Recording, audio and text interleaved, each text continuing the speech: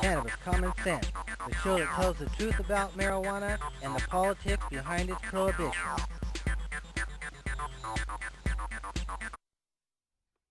I feel the force.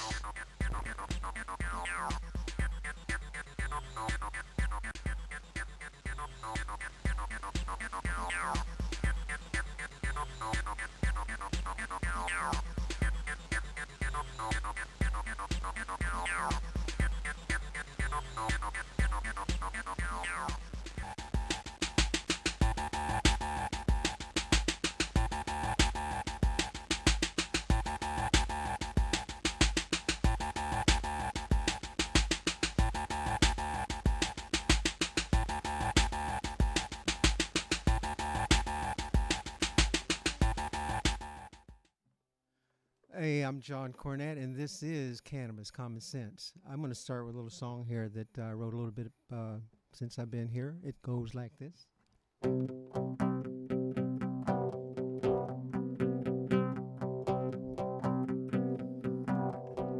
Chemicals billowing high in the skies. They say it's good, I say it's lies. Had enough. Bankers and gangsters all had their play. We're shaking you out. We found a new way. Waking up, waking up, waking up, waking up. Mind control GMOs, don't ask me why. Poisons are killing our water supply. Had enough. Truth is love, I'd rather share. Hope people are ready, that the world cares. Waking up, waking up, waking up, waking up.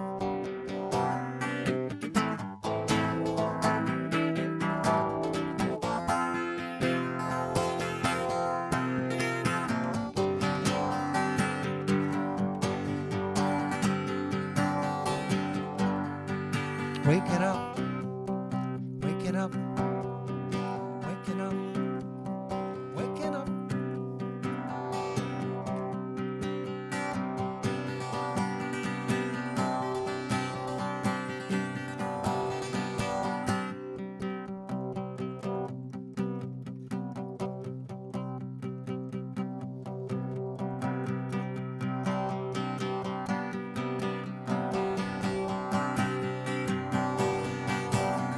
Awaken now, so I am free. I can go create my own destiny. Calling all people, all tribes. It's time to awaken. It's time to arise. Waking up, waking up, waking up, waking up, waking up, waking up, waking up. Had enough.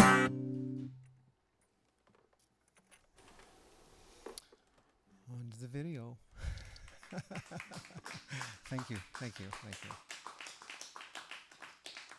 Portland, Oregon. It's the 28th of September, and we have the illustrious and very, very talented Chris Bennett from Vancouver, Canada, down to speak about his 3 books on the ancient, religious, magical, ritual uses of cannabis hemp throughout history and the formation of religion. It's an exciting time. Welcome, Chris. We just love you so much. Thanks for coming down. Pleasure to be here, Ray, and it's great to meet my pen pal, Tree of Life brother, man. Yes. You know, Ray and I have been corresponding for years and years and years, and meeting each other for the first time at this event, along with a lot of my other American friends, because I've been afraid to come down to America for a while. But things are starting to change. It's getting a little greener down here, and I'm feeling a little more comfortable coming across the cannabis curtain. Well, it's just wonderful having you here, and we wanted you to start off by telling us how you got started in the movement. And you were very well known. I knew you very well before Vancouver took off with, you know, your dear friend Mark Emery and Jody there, and you were already well known way before Amsterdam, Vansterdam, or whatever you call it there. Well, yeah, I guess my story is, you know, like a lot of people, I got turned on by Jack Harrer's work about hemp, and then shortly after finding out about hemp in the 1990s, I had this really powerful religious experience about cannabis being the tree of life, and I tried to decide whether I just kind of had gone crazy for a moment or if there was anything to it. And I thought, well, if there was anything to it, somebody somewhere will know about this stuff about cannabis and religion, and there'll be other people talking about it.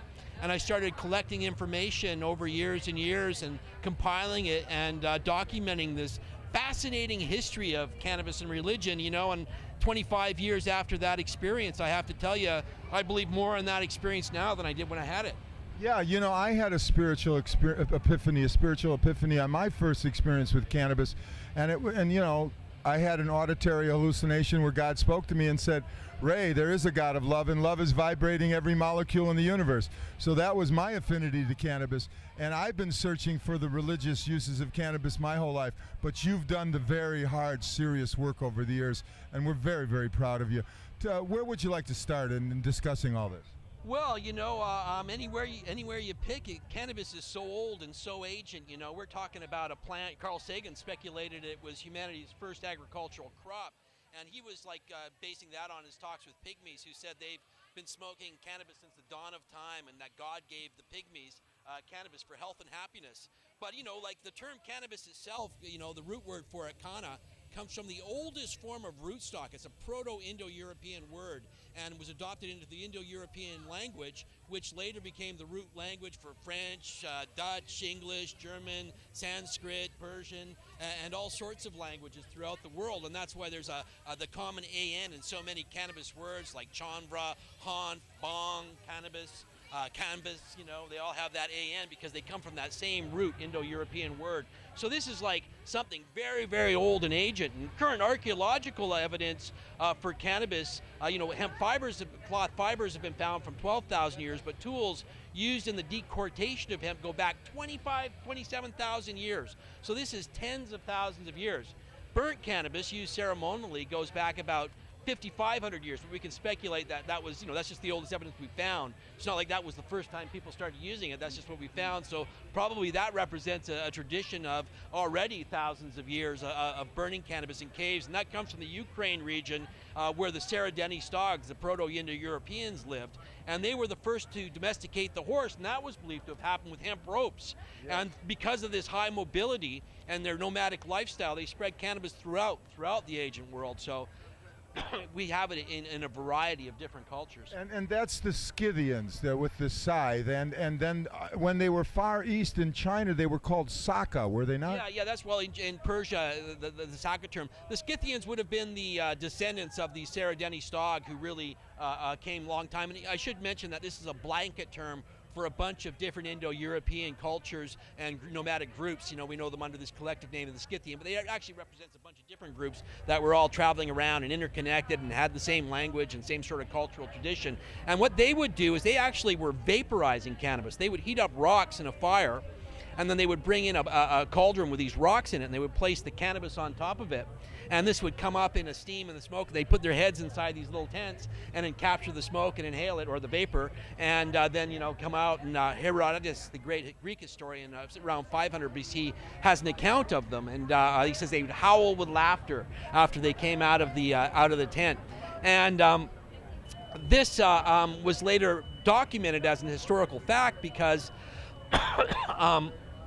they found remnants of these Scythian tombs that were very, very well preserved in Siberia. In frozen tombs, they found the tents and the cauldrons and the burnt cannabis and the cauldrons. So we know that this was the case. So after the Scythians were the ones that kind of set up for the Aryans and the Persians to start to use Haoma and Soma, and that's where your book has done such a remarkable job of its cannabis in the Soma solution, where basically you prove that Soma Haoma is a basic cannabis, maybe with poppy or ephedrine or other drugs added in, but it's basically a cannabis a solution, and that's a 1,000-year-old, 2,000, 5,000-year-old mystery that you solve.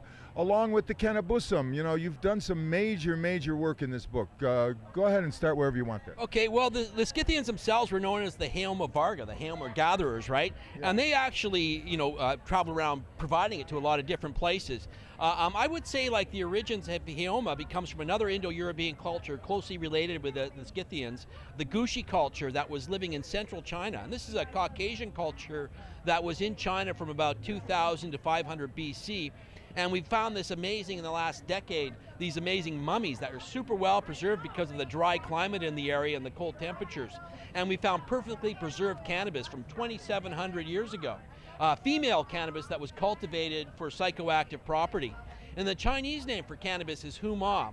And I believe that this name Huma for cannabis, when the cannabis was exported from this area in China, and this is near the Tian Shan Mountains, which connect with the Hindu Kush Mountains and is believed to be the same area where the indica strains originated as well, right? I believe that this term Huma became into Persia, where they found, Afghanistan, where they found a 4,000-year-old temple that was used for the preparation of Haoma and Soma, and then they found evidence of cannabis in this preparation. Is that the BMAC? The Bacteria Marginia Archaeological Complex. And this is the work of a Russian archaeologist, Victor Sarianati. And they've shown through seed impressions as well as scrapings from the pots used in the Haoma Soma ceremonies. I should mention the Haoma term is the Persian term, and then this became Soma as the dialect changed into the Indian subcontinent. So it's the same sort of tradition originating from the same place. So we know that this culture here was preparing cannabis into this drink, and we know they were in contact with these Chinese, these people living in China, the Gushi culture, because of archaeological evidence that ties the two cultures together. And then this moved into India with the Aryans and became Soma in India and was used there. Cannabis was used in the Soma there for a number of years until the Buddhism arose. And Buddhism originally was more of a religion of sobriety, and at that time in the Vedic religion, things like alcohol and meat eating, all that was part of it. It all became prohibited along with the original plant for Soma after the Buddhist times. And but then the whole cult, the whole cannabis cult, moved over into Shiva. Lord Shiva, who's the Lord of cannabis. Was it Indra Sanda before that? Indra. And then the cultic association of religious use in India seems to have more kind of re-arisen with the cult of Shiva, who is believed to be an indigenous god in India, and whose worship goes back to the Stone Age. But Shiva is also the Lord of Yoga, but he's the Lord of Bhang, and it's described how him and his wife Parvati are arguing one day, and he wanders off, and he sits by this bush and gets some shade, and he decides to eat a little bit of it, and it calms him down and chills him out, and that's how he came to discover the plant. Other myths record how he would spend so much time stoned and in meditation that it would anger Parvati. You know what I mean? There's numbers of different myths from different areas about that. Well, his picture is kind of with his eyes half open. He looks rather stoned all the time. Right. And it's interesting, the first couple of centuries BC to the first couple of centuries AD in India, northern India, is known as the Scythian period, because Scythian kings had gone in there and were taking over the area and ruling, and they would dress up as Shiva. I have a 2nd century gold coin from the area, and it has a Scythian with dreadlocks and holding Shiva's trident and dressed up as Shiva because of the connection between their culture and the cannabis use in Shiva's culture, I suspect. And continue how this spreads to Greece and Rome and Egypt, everywhere. Everywhere, yeah. Well, the trade routes, probably very interesting to look at ancient Assyria, where cannabis was widely used in temple worship under the name Kanabu as well as under names. But this Kanabu is an adoption of the Indo-European term kana into the Assyrian language. And Ashurbanipal, a king who lived around 700 BC, who's actually referred to in the Old Testament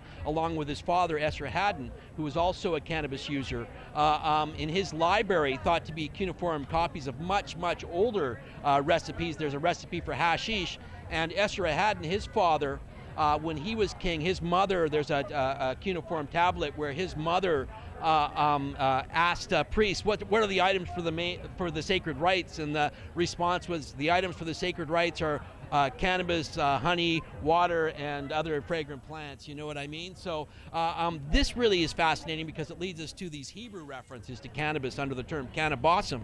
And cannabosum itself is also an adoption of this Indo-European term canna into the Hebrew lexicon. Bosum means fragrant, but canna means cannabis. And in Exodus 30:23, God, who first appears to Moses in flames of fire from within a burning bush, commands Moses to make this holy anointing oil from about 9 pounds of cannabis mixed with myrrh and cinnamon and put into about 1.5 gallons of olive oil. And every time Moses is to speak to the Lord in the story, he goes into what's called the tent of the meeting.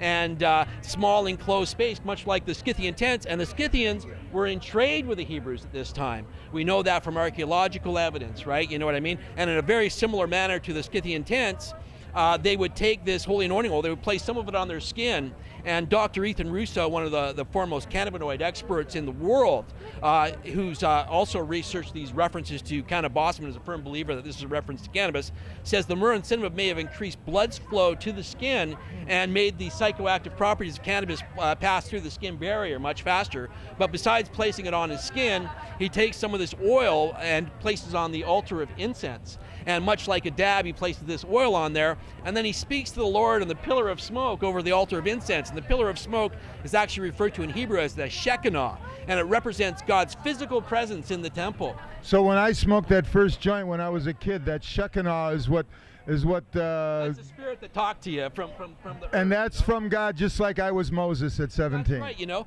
And you know, when you throw cannabis into that scenario with Moses, causes a radical revisionism of the Bible, because was Moses speaking to some discarnate entity, or was he like a shaman who takes a psychoactive plant and interprets the effects of that psychoactive plant as either a spiritual possession or a spiritual contact of some kind? And you know, it's important to remember that cannabis has receptors in the areas of higher thinking and memory and stimulates those areas of activity into activity, you know what I mean? So he ponders on a question in the room, the smoky room. Oh, what are we supposed to do? And then a voice comes back to him in his mind and says, this is what you got to tell the people. And then he goes outside of the tent and says, this is what the Lord your God has said, you know. And in the Zoroastrian religion, which was also deeply influential on the Hebrew religion, we have a similar use of cannabis, but ingested cannabis. They would take a preparation known as mang or banga, depending on the translator, that was known to be a reference of cannabis, and they would take this infused in wine. Very, very potent kind of hash oily type extracts. Wouldn't they like wipe themselves out for 2 or 3 days at a time? Yeah, cannabis can actually throw you into a cataleptic coma where you appear as dead to outsiders. If you take enough of it, it slows down your breathing and your heartbeat and stuff like that. And in the 19th century, Dr. James Braid from Edinburgh wrote a book, a monograph, Trance and Human Hibernation, and it was about fakirs and sadhus in India taking powerful cannabis extracts and then being interred in the ground like they were being buried for being dead and being dug up a few days later, and then they're still alive because they come out of this intense so you suggest that this might in some way have come down, and some of these techniques were used even with Jesus Christ, where Christ means the anointed, and this anointing is with this cannabis oil. Absolutely. The term Christ itself is the Greek term for Messiah, which refers to this anointing oil as the anointed one, and referred to the individual priest or king who was the recipient of, because it was very prohibited. Just the elites were, in the Hebrew tradition, were allowed the use of cannabis. And there was a big, not many people realize how divided early Christianity was, but there was all these different groups of Christianity. Many of them are known under the collective name of Gnostics to us now, but that represents a big group of different Christian groups with varying kind of related beliefs. And then there's the Roman Church that became the Roman Catholic Church, which was founded by Paul, who actually never met Jesus and had originally been going out persecuting Christians until his alleged conversion on the road to Damascus as a Roman citizen and spoke Greek. And he Romanized the religion and changed it. And one of the main points of contention between what became known as the Roman Catholic Church and these Gnostic Christians was the anointing oil versus the water baptism. And in the Gnostic texts, which have been rediscovered in our own century due to some Gnostic having the foresight to hide them from the Catholic Church, who was burning many of these documents, it says there is fire in the anointing oil, but there's only water in the baptism. It's through the anointing oil that we're initiated into unfading bliss. And there's a text in there describing Jesus giving the apostles a box full of unguents so that he can heal people. And he says to them, you have to heal their bodies before you can heal their souls. You know what I mean? And in Mark, the oldest of the synoptic gospels that are in the New Testament, Jesus sends out the 12 apostles with anointing oils to heal the sick and cast out demons. And to cast out a demon in the ancient world could mean something like treating people for epilepsy, which was thought to be demonic possession in the ancient world, up into medieval times even, thought to be demonic possession. Probably even some areas, primitive areas of the world that are still around, still thought to be demonic possession, right? I know you believe that Jesus was, like Moses, somewhat of a shaman and used cannabis to heal with other herbs. And tell us a little bit about that and what you think, how we could see Jesus in a modern context in those ancient times. Well, I think part of the reason that Jesus was persecuted was that he took this older tradition, which was supposed to be limited to just the priests and the kings, and he brought it to the people. You know what I mean? So Jesus was, in my mind, kind of the cannabis activist of around 2,000 years ago, spreading the good word and healing people with this plant, and also initiating them with this plant. In the Gnostic text, he performs a ceremony with incense, and it's with a fragrant incense that contains a wonder. You know what I mean? And so and then he puts some vines in a wine bottle, and they drink the wine, and so there's all these indications of these. So you believe the Eucharist of the Christian Church is related to the Soma gathering traditions of ancient religions? Well, I believe so, but that's based on other people's research that came long before me that showed that there's so much adopted in the Christian religion from this religion known as Mithraism. And December 25th was, in fact, not even Jesus' birthday until about 375 AD, adopted from this, as well as many other things. And Justin Martyr, one of the fathers of the Roman Church, complained about the Mithraic similarity of the Mithraic Eucharist with their own. And they said, the Jesus with forethought knew what God was planning, and so they went back and started the ceremony in their tradition. The devil did it. Yeah, the devil did it before Jesus was around, so that they could try to lay claim and trick everybody. And a number of scholars, I've got a good YouTube video, Mithraism, Marijuana, and the Myths of the Messiah, that has Professor Carl Rock and Dr. David Hillman in it, talking about that it seems that the use of drunken homa passed on to inhaled homa, and in these Mithraeums that were these small underground like grottos that were all enclosed, they would hotbox these during Mithraic ceremonies. Yeah. So it's like being in a room with nothing but smoke, and of course you breathe all that in and get high, That's right. because pipes weren't available in those days.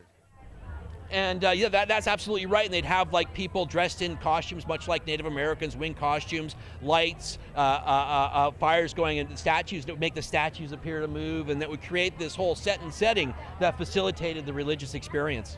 So the heaven and hell that is in the Bible is not really a Judeo-Christian invention. It comes from Zoroastrianism? That's right. It comes from those Zoroastrian psychonauts who took those powerful extracts, and while they were in their coma-like states, their artificial coma-like states, they had visions, and they came back, and this was all interpreted. I was in the land of the dead, and the righteous were there, and I saw the evil getting punished in fiery pits, and all that type of stuff, and that was adopted into... So Christianity would adopt these competing religious symbols. I'd like you to explain the significance of Egypt and the Mediterranean, and how you see all that. Well, in ancient Greece, cannabis was also known under this other term, astar, according to Dr. David Hillman and Professor Ruck and other scholars. And this is a reference to the star shape of the leaf. And in that context, it was infused in wines and used in incenses, particularly in the cult of Aphrodite. Where it was commonly burned, according to Professor Hillman, commonly at the temple of Aphrodite all the time. Ruck suggests that also Orpheus, the cult of Orpheus, the Orphic cult, cannabis was also consumed. They were adopted from Thracians, which were closely related to the Scythians, and the Thracian shaman were known as the Kapnobatai, those who walk in smoke, from their ritual use of cannabis, And there's also evidence that some of the different oracles in ancient Greece were also being fumigated with cannabis. Weren't there a lot of goddesses at that time? And the goddess, as the female representative of the cannabis plant, like the goddess Freya in Germany, or the various goddesses in India and so forth. What is the difference between the goddess and the male patriarch system? Well, you know, the worship of the goddess predates the patriarchal system, and this goes back to the age of the Great Mother, where, you know, the main deity worship, the main religious symbol was the female form, you know, and this is when cannabis was particularly, Sula Bennett, who came up with the cannabosum etymology, she says this is where the real birth of cannabis took place, was during the matriarchal period, the age of the Great Mother. And we know that Ishara was a really ancient goddess. She was actually Indo-European and was adopted into Assyria, and also in the canon as Asherah, where her and this is probably where the Hebrew use comes from. Even the patriarchal Hebrew use was probably adopted from the Canaanite worship of Asherah, this goddess whose worship goes way back to other goddesses. They're all connected because it was so old and it just filtered off into different areas and different things happen in different places, and the names changed slightly, but they're all kind of connected. And the use is connected. These worshippers of Asherah would anoint their bodies with cannabis as well as burn it as an incense in the same way the Hebrews do. And for long periods of the kingdom period of Israel, Asherah was coupled with Yahweh. The Jewish God was the wife of Yahweh. And Judaism itself at that time in the area was basically a polytheistic religion with a variety of deities, and at Yahweh's right hand was Asherah, and her cult was particularly focused around cannabis, and Asherah herself, her symbol was the tree of life, likely in reference to that. Yeah, let's talk a little bit more about that tree of life. Well, you know, because of Asherah's association with cannabis, occultic association, and with the symbol of the tree of life, it seems that it was a reference to this sacramental use that goes back to her earlier incarnation of Ishra, the Indo-European goddess that was also worshipped in Assyria and later developed into Ishtar, who was also where cannabis was also used in worship. The cannabis, kanabu, the Assyrian term for cannabis, they say that it's a sacred incense of Ishtar, you know, and was also used in perfumes and stuff like that. So, yeah, it's tied right in there for sure. It's like it's more who didn't use cannabis than who did. Well, you know, I think the more popular temples and stuff like that just found that the temple worship was a lot better when cannabis and other entheogens. We want to put that cannabis back in the church, and I think we can do well with our attendance numbers. That's for sure. Yeah, there's been a number of articles about scientific articles lately that I've seen about cannabis and creativity and how it causes a wider range of association, and that's probably what led to its use in these things, is this creative aspect of it. You know, temple worship in those days, there'd be drums beating, music going on, and they would try to throw somebody into a right brain trance by playing these repetitive chords and stuff like that, and it would be kind of like a rapper getting on his beat, and then once he's into the beat, the rap starts coming, you know what I mean? And rap music itself was facilitated. There would be no rap music without the blunts and the ganja, you know what I mean? That it wouldn't even exist without that. Ganja culture is rap culture. They're so intertwined, and that's true of a number of musical traditions. Absolutely. And so they would throw themselves into this right brain trance, and then the words would start coming, and then people would write it down. And many of the texts, religious texts from the period in the Bible and the Vedas and other traditions, were all in verse and chorus and stuff like that because of this ability to get into that right brain trance and get that creativity flowing. And that creativity, that was the word of God, and man was the vehicle of that, man and woman. So, finish us up somehow, and how do you see all of this, all of this incredible work that you've done? How is it all going to play out, do you think? I think cannabis is the paradigm shift on so many levels, so many levels. With this plant, we can heal the planet, you know what I mean? We can move away from this petroleum, these fossilized petrochemicals and stuff like that are killing our planet. We can move away from soil depleting cotton. 50% of the chemicals and pesticides in agriculture are wrecking the farmlands. That's what led to the Depression, was the Dust Bowl caused by cotton farming in Oklahoma and the interior states. We can move away from that with organic hemp and replenish the soil. And we can heal our bodies of things like cancer and diabetes and glaucoma and epilepsy and these different things. And then we can heal our souls. We get back in touch. I don't care what church, synagogue, temple, mosque, or anything like that. There's more healing power in this plant than any temple, church, mosque, or synagogue, or any Quran, or Bible, or any religious text, man. This plant is God created. Those things are all made by the hands of man. And whoever you are, that's what I love about this movement. There's no central leadership of it. It's people being inspired by this herb, like you, brother, and me, brother, and this brother here. And we're going around, all of us here, going around and doing our thing because of the inspiration provided from this miracle plant. And right now, in this time, in this age, this is the paradigm shift, and that's what people need to get behind, and that's what people need to make happen, man. We got to fight for this plant. We got to make way for the once and future tree of life. And that's what we're all dedicated to doing, that everybody here at this festival today. Chris, we want to thank you for all your hard work and your dedication, and we will get to the mountaintop. You know, I might not get there with you with my sickness, but You'll be there, brother. I will be there in spirit, and you will be there, and I want to see you become so famous for all the hard work you've done. You know, my brother Ray's suffering from cancer and may not be with us, who knows how long, a couple of years. And Ray, you know, I think this is what I'm going to do when I die, and I'm going to tell you what I think you should do. And I'm going to have myself put into ashes, and then I'm going to have that go to one of my grower friends. Have them grow some good herb in it, and then they're going to have a new type of Irish wig. You know what I mean? And you'll be with that herb forever. And people are gonna smoke me. That's right, brother. That's right. I'm all for that, and I want everybody at my funeral to be getting high with the sacrament. That's absolutely sure. God bless you, brother. God bless you too. Thanks so much. Well, hey, Casper. Happy Friday, Paul. Hey, audience. That was an interview with Chris Bennett, an author from up in Canada, with Ray Crystal. Odd that he was talking about his funeral there. He just passed away last Saturday. He's volunteered, helped us with our initiatives to legalize marijuana, and obviously a believer in the spiritual significance of cannabis. So how was your week, Casper? Busy, just staying on top of the Time for Hemp Global Broadcasting Network, doing all that we can to let the world know how important it is to end prohibition. We are the only 24-hour a day, 7-day a week, all cannabis, all the time broadcasting network on iHeartRadio. Did you know that, Paul? Yes. So it is our first show after really legalization. This our first live bit here anyway, because we've had a tape show. Our studio's shut over the 4th of July holiday. But we are glad to be back. If you have a question or comment for us tonight, you can call us at 503-288-4442. That's 503-288-4442. Looks like Mr. John Cornette's over here. How are you doing, John? I am fantastic, except that I just learned tonight that Brother Ray Crystal. You didn't realize that? I just learned of that tonight, just only 30 minutes ago.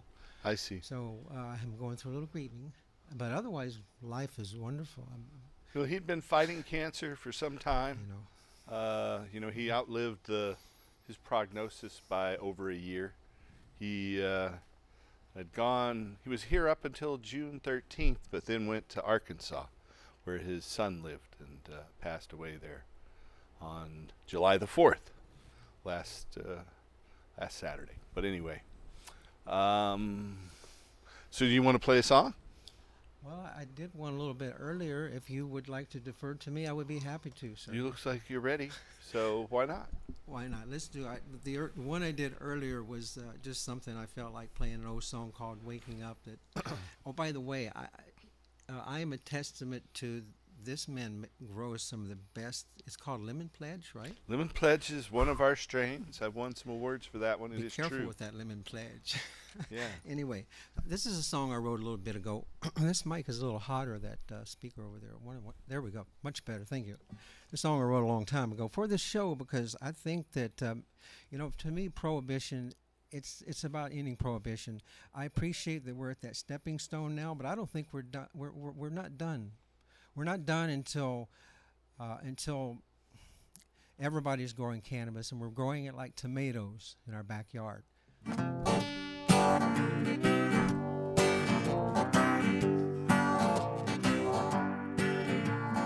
Ganja, I want better ganja. Ganja, I want to grow better ganja. Stick it in the ground, water it down, better ganja.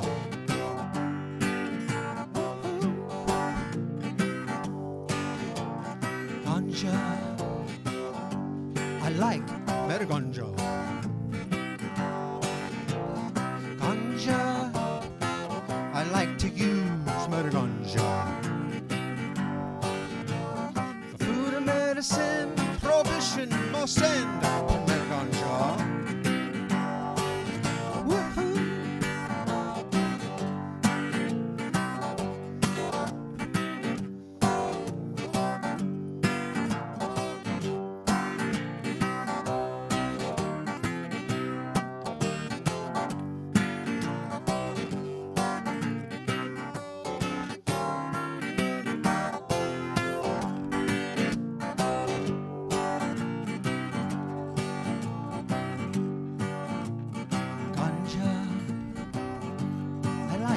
Better ganja. Ganja. I like to share. Better ganja.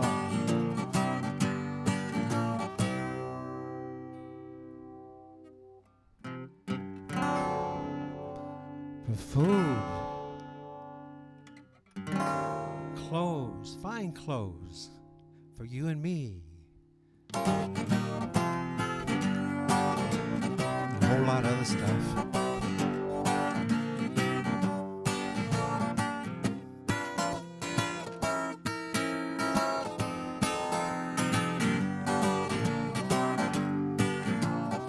Oh, one more. Ganja. I like better ganja.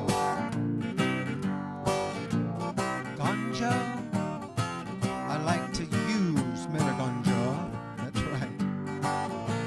Sometimes we get high. Yes, sometimes we get high. Better ganja.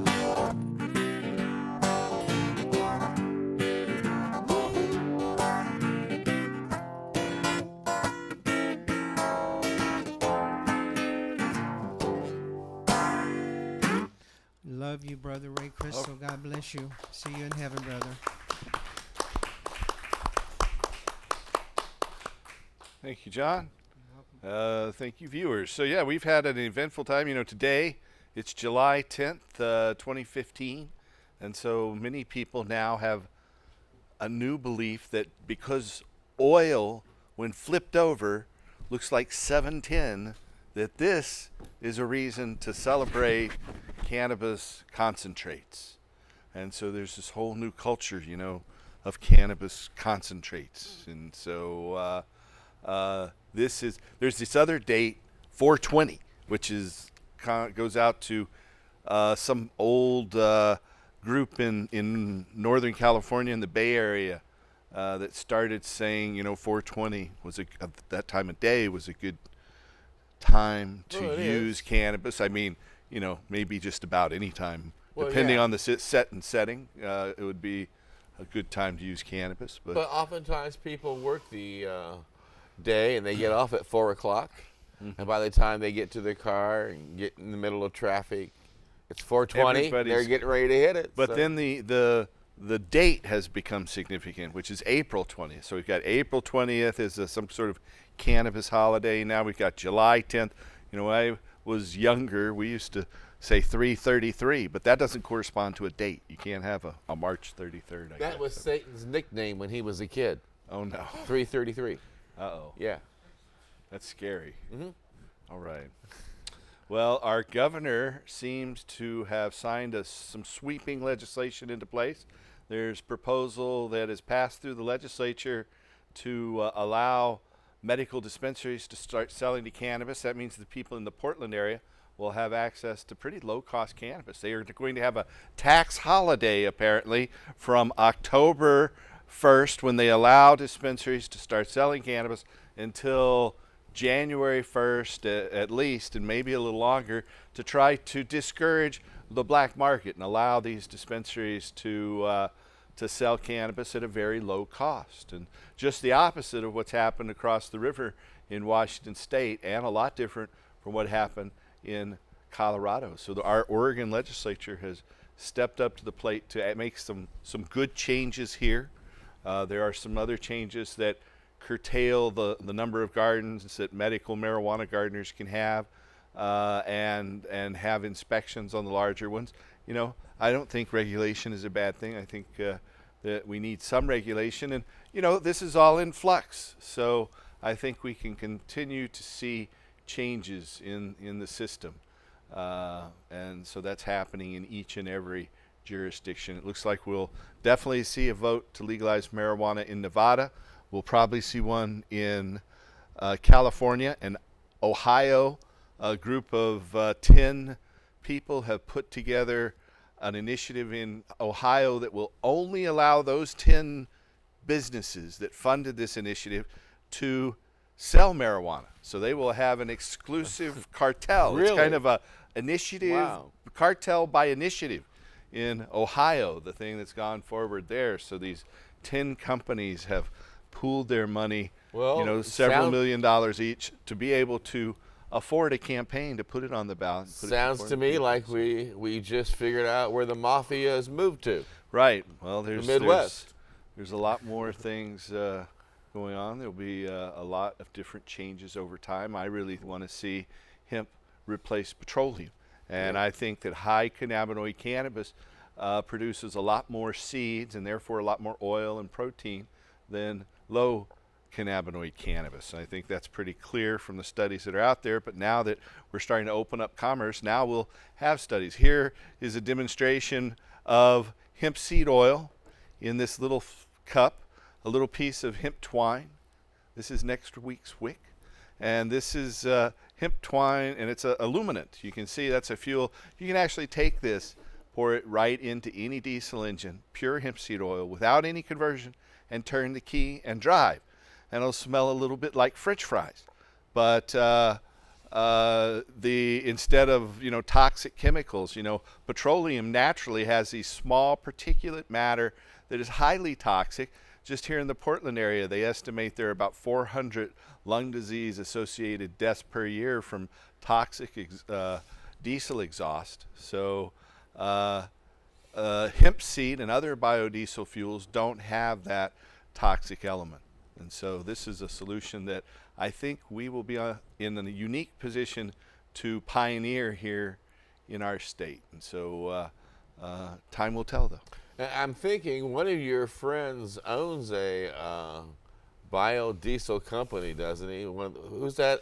That funny country old guy? music guy. Yeah, the guy who sings all those old hillbilly songs. Yeah. What's his name? Willie. Yes, Willie Nelson. That guy.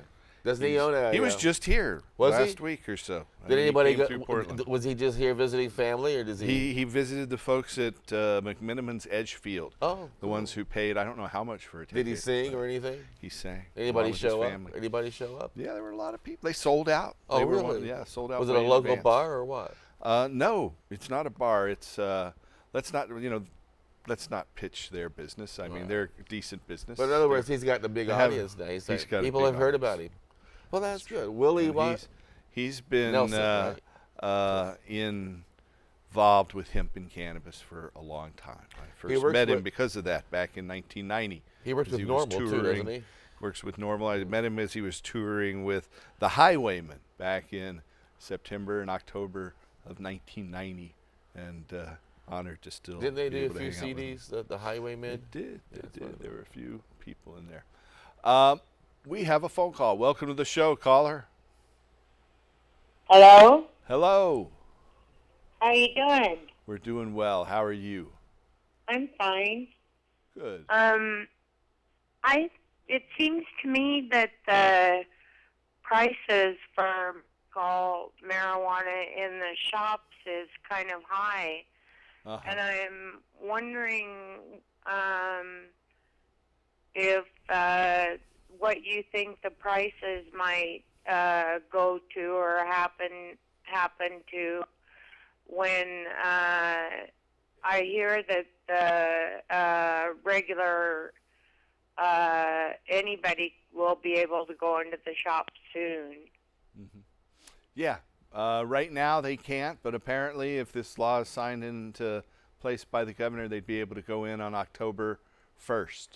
And so I've heard ounces as low as $80. That's just word of mouth. I don't go into those shops to buy those because I can grow my own. I know that I anticipate the price will come down to $50 or so an ounce, maybe even lower than that. I'm all in favor of bringing back the $10 lid. Back in the 60s and 70s, that's what we called an ounce. And a 4-finger lid, that meant a bag that had 4 fingers depth of cannabis was the But deal. I have to say this on behalf of the people who own those dispensaries. They've got to put out a large amount of money for licenses. Yeah. They've got to pay for the overhead, for the rent each month, whether you come in or not to make that purchase. They've got to have that sitting on the shelf day in, day out. They need to have a high security available as mandated by the state. They need to have certain employees that follow certain regulations here in accordance to the state of Oregon. They are subject to surprise inspections by people by the state of Oregon and can be shut down in a moment.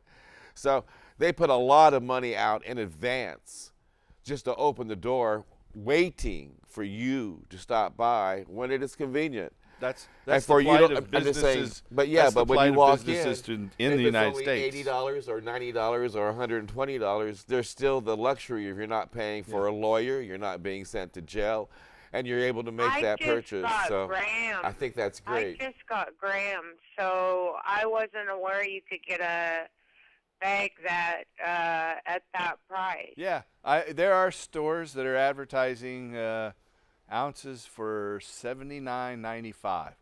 I have seen that, and I think that that'll be a high price in a couple of years. You know, I think that will be a high price here in a few years. But that isn't taking consideration. It's the cost of doing business in this but field the thing too. is, you can grow it out in a big field for $5 an ounce or less. There you go. And so once you can produce it in a big field without regulation, I think the most valuable product is going to be the seed oil, and not for getting high on, but for making plastic and energy, primarily for energy. So once we start making our energy from hemp seed oil, because it's the most viable and productive vegetable oil source, then the byproduct protein production will wipe out world hunger, and the byproduct fiber production will wipe out deforestation and give us a lot cheaper fiber source and a lot healthier fiber source. And that'll stop a lot of economic destruction, the degradation of global warming, pumping carbon out of the ancient carbon out of the earth and into the atmosphere. Hemp will bring a balance to that. And don't you have a couple of fields? I'm working on it. There you go. That's going to be beautiful to drive down a country road one day and turn to the left and see soybean, and turn to the right and see marijuana. Hopefully we'll be able. Well, to I got a grower, so I'm not too worried about the price at the shops. When I was in there, I haven't ever been into one of these shops to buy anything. What? I haven't ever been into any of these shops to buy anything because I grow my own. Why would I have 14 different kinds? What more? And they're my favorite ones anyway. So. Yeah, I was just curious when I went in. Yeah. Well, yeah, if you're just buying it by the gram, I think you're going to pay a higher price than if you try to buy an ounce. Tell them you want a lid, a 4-finger lid, and see what they say. Yeah, I'm really excited about all of it. I think it's a long time waiting. And I remember those $10 bags, they went up to $12 after that. And now look where we're at. Well, Okay, thanks for your well, phone I'll call. let you guys go. You have a real good night. Have a good night. Thank you. Audience. An audience member. It is Judy. Go right ahead, Judy. Hey, guys. Hey. While all the hardworking volunteers were setting up for the show, I was listening to City Club out in the car, and it was Tina Kotek talking. Okay. Very, very, very interesting. Wow. What did she talk about? Everything, and in such a comprehensive way. The woman's a tremendous communicator, among other things. I was very impressed, not knowing exactly where we ended up with what got passed, but I was very impressed with her words. On the recreational side or social use side, shall we say, of being very mindful of not wanting taxes to be high, really wanting to get rid of the black market thing, and being aware of the mistakes that have been made. That's excellent. I Really mean, I was really proud of our surprised to hear her legislature say for it. doing that as well. Given how much time she couldn't devote to it because she was covering so much over such a short period of time, I was impressed with that.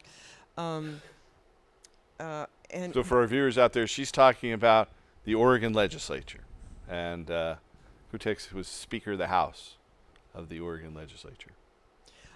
And I wondered if you could speak to where do we end up with any changes to the medical program in terms of like number, because they were kicking around so many different things, including limiting the number of plants and changing the number of plants and things like that. Yeah, there are There are two sets of numbers actually. For people who are grandfathered in, they can continue in that capacity for some time, but will be new limits imposed. So I would check back in a coming week. I don't have those numbers right here in front of me, but they have been signed by the governor, but there are another set of laws that haven't been signed by the governor yet. So it's still in flux, and we should have a firm reading by next week in terms of what the totals are once the legislature is out of session. They can continue to change things right up the end. Then, of course, there's the question of, will the governor sign what they've created? Well, from my understanding, the board that's working with it, the group of people that are trying to figure it out, like you said, are trying to just strip away all what the voters intended. Mm-hmm. Well, I would say that. I think that there are some people trying to do that, and I think that there will continue to be evolution of this law over time. It has been reported that this is going to become a new tourist spot for the nation and an influx for new businesses to roll in with their dollars to start creating and setting up new types of businesses. So I think on a good number of levels that it's going to bring prosperity to the state, border to border. And the sad thing is there are still people dragging their feet in the dirt trying to prevent it from happening. And when it's all said and done, even those who are trying to slow it down will end up benefiting from our hard work. But it does seem as if this is going to be a big change for this state within the next 12 to 15 months.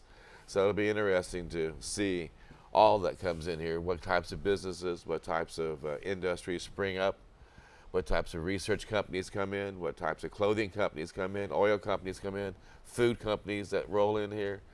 And well, there are already a lot of them here. And so there's a lot of hope, a lot of money rolling in from investment dollars to different companies. There are several small cap, publicly held companies that are selling cannabis and growing cannabis and making cannabis products here in Oregon. That's going to just continue to grow. There was just an arrest at an Indian tribe a couple of days ago by the federal government that had been invested in by some Canadian investors. There's a lot of interest. People are going to have to mind their P's and Q's and make sure they're in full compliance if they don't want to have to face further law enforcement scrutiny. Well, and that's one of the things that I meant too earlier about the cost of doing business in this field is very unique when it comes to doing business in any other field. There's a different set of tax laws too. Is yes. what most accountants will tell you, that you can't take standard deductions that other businesses can take.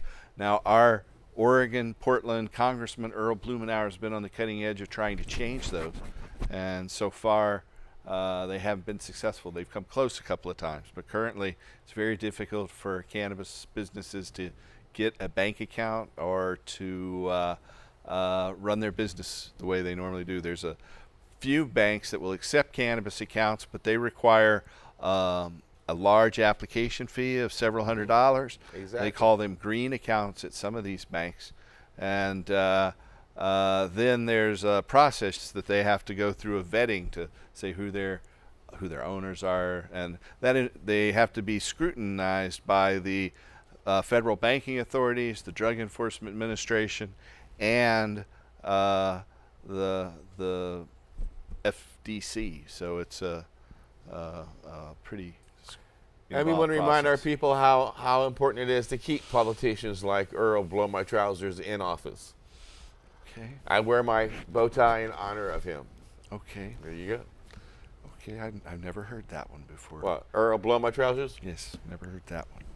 But anyway, you know, we are still helping patients all across the country get medical marijuana permits from Hawaii to the east coast of North America. If you or a loved one need help finding a doctor who can help you get a medical marijuana permit, you can call us at that number there on your screen. It's 1-800-723-0188. 1-800-723-0188. If you're in the Portland area, it's 503-281-5100. And there's our plug. And those are the conditions, some of the conditions that qualify for medical marijuana all across the country. Any news on this groovy little event that you put together each year? That We're brings still waiting on the people? court. Really? You know, it's in the moment we have left, I can tell you that the Portland police allowed marijuana smoking at the Blues Festival, which is the same place where we have now. They're saying that they don't allow our event because we allow marijuana smoking. Now, the police went on television saying they allow smoking at the Blues Festival and they're not going to enforce it. It's up to the security guard. But they won't let us have our event at all because they claim that we allowed marijuana smoking. And we didn't. Anybody who went there knew that this past year we were cracked down on. We didn't allow open smoking of marijuana, but the police said we did. And so because of that, they have opposed us. We're fighting in court. We're waiting for a judge's ruling to move forward. I think given what the police did at the Blues Festival, it's almost impossible for the court to rule that we aren't being discriminated against. I'll tell you, if they do, this sounds to me like a wonderful opportunity for a handful of lawyers to roll in here with their greedy little eyes and file a lawsuit. That we've already filed a lawsuit. That's why we're in court. I mean, another one on top of it. That's why we're in court. Hell yeah. But we're waiting on the court to rule. We'll have that soon. I want to thank you folks for watching. We're going to go out on another great song by Mr. John Cornette. Thanks for having you in here, Casper. Tune in next week and help us restore hemp. Good night.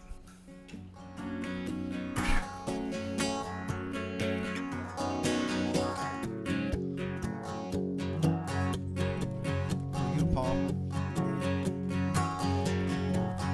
There's a train coming, and it's already on the track. People changing, and for some there's no going back. Cannabis, more than just a weed.